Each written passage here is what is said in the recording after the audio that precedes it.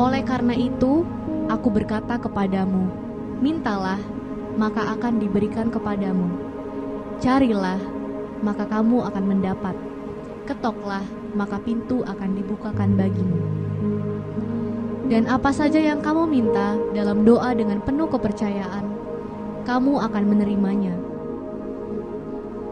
Maka berseru-serulah mereka kepada Tuhan dalam kesesakan mereka, dan dikeluarkannya mereka dari kecemasan mereka. Dibuatnyalah badai itu diam, sehingga gelombang-gelombangnya tenang. Mereka bersuka cita, sebab semuanya reda, dan dituntunnya mereka ke pelabuhan kesukaan mereka. Tetapi jika engkau berdoa, masuklah ke dalam kamarmu, tutuplah pintu, dan berdoalah kepada Bapamu yang ada di tempat tersembunyi. Maka Bapamu yang melihat yang tersembunyi akan membalasnya kepadamu. Dan apa juga yang kamu minta dalam namaku, aku akan melakukannya, supaya Bapa dipermuliakan di dalam Anak. Jika kamu meminta sesuatu kepadaku dalam namaku, aku akan melakukannya. Janganlah hendaknya kamu khawatir tentang apapun juga, tetapi nyatakanlah dalam segala hal keinginanmu kepada Allah dalam doa dan permohonan dengan ucapan syukur. Damai sejahtera Allah yang melampaui segala akal akan memelihara hati dan pikiranmu dalam Kristus Yesus. Kalau ada seorang di antara kamu yang sakit, baiklah ia memanggil para penatua jemaat supaya mereka mendoakan dia serta mengolesnya dengan minyak dalam nama Tuhan. Dan doa yang lahir dari iman akan menyelamatkan orang sakit itu, dan Tuhan akan membangunkan dia. Dan jika ia telah berbuat dosa, maka dosanya itu akan diampuni. Karena itu, hendaklah kamu saling mengaku dosamu dan saling mendoakan supaya kamu sembuh. Doa orang yang benar, bila dengan yakin didoakan, sangat besar kuasanya. Dalam segala doa dan permohonan, berdoalah setiap waktu di dalam roh, dan berjaga-jagalah di dalam doamu itu dengan permohonan yang tak putus-putusnya untuk segala orang kudus.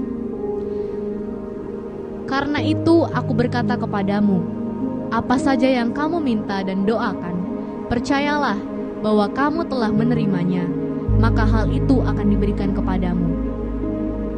Bila orang yang benar berseru-seru dan Tuhan mendengar dan membebaskan mereka dari semua masalah mereka, Dia akan memanggilku dan aku akan menjawabnya.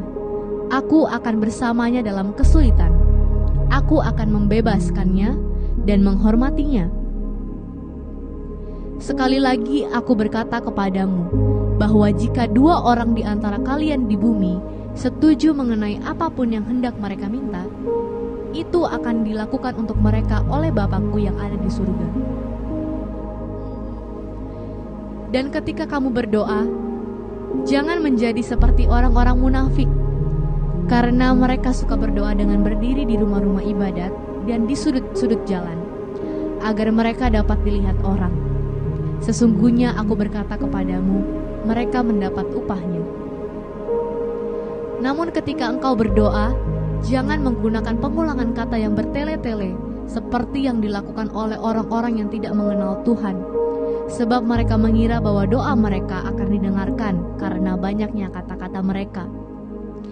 Berjaga-jagalah dan berdoalah, wahai engkau yang masuk ke dalam pencobaan. Roh itu memang penurut, tetapi daging itu lemah. Yesus mengatakan suatu perumpamaan kepada mereka untuk menegaskan bahwa mereka harus selalu berdoa dengan tidak jemu-jemu. Demikian juga Roh membantu kita dalam kelemahan kita, sebab kita tidak tahu bagaimana sebenarnya harus berdoa.